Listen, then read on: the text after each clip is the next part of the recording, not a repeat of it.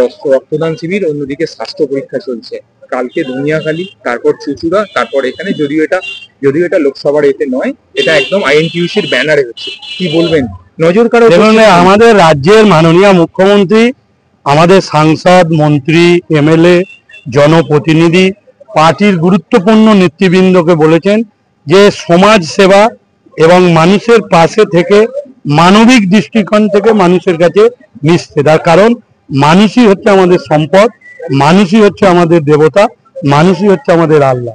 সেই জায়গায় দাঁড়িয়ে আমরা সকলেই নেত্রীর নির্দেশ মেনে আমরা রক্তদান শিবির, স্বাস্থ্য শিবির, বিভিন্ন কর্মসূচির মধ্যে আমরা পালিত হচ্ছে। আমরা আজকেও চণ্ডীতলা 2 ব্লক আইএনটিইউসির উদ্যোগে এখানে রক্তদান শিবির, স্বাস্থ্য পরীক্ষা হলো। প্রায় এখানে 100-র ওপর মানুষ রক্ত দিয়েছেন। বহু মানুষ তার ঠিক স্বাস্থ্য পরিষেবা গ্রহণ করেছেন, চিকিৎসা পরিষেবা।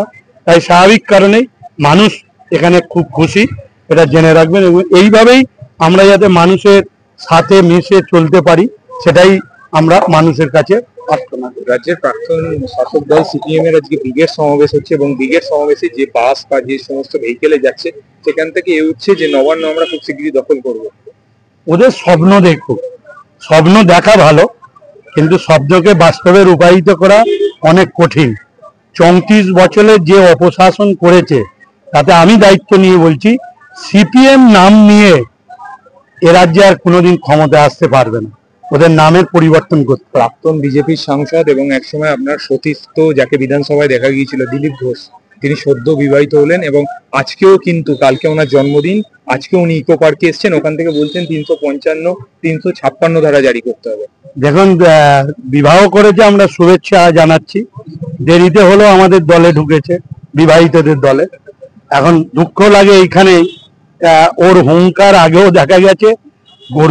গরুর দুধে সোনা পাওয়া যায়, এসব আজব তথ্য, অনেক রকম অনেক কথাই বলেছে।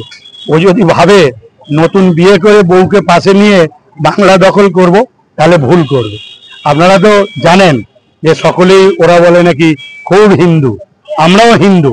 আমরা বাড়িতে ছোটবেলা থেকে শুনে আসি যে বা ছেলে মেয়ের জন্মদিন, জন্ম মাস তাদের কোনোদিন বিয়ে দিতে নেই। এটা আমাদের হিন্দু ধর্মের সকল মানুষ জানে। আর দিলীপ বাবু এমন হিন্দু যে তার জন্ম মাসেতেই তিনি বিবাহ করলেন।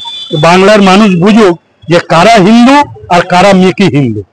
দেখুন যে এই মুহূর্তে আমরা কথা বলে নিয়েছিলাম সিঙ্গুরের বিধায়ক থেকে, এবং দিলীপ ঘোষের উদ্দেশ্যে কিন্তু বড় বার্তা দিলেন। বললেন যে, দেখলেন ক্যামেরা রকি শাহর সাথে সোমনাথের report, channel news Bangla TV, Kapadsariya. দামে কম, মানে ভালো। নববর্ষ উপলক্ষে বেগমপুর বাসীদের জন্য বিরাট সুখবর নিয়ে এলো গড়িয়া বেডিং স্টোর এবং সোফা সেন্টার।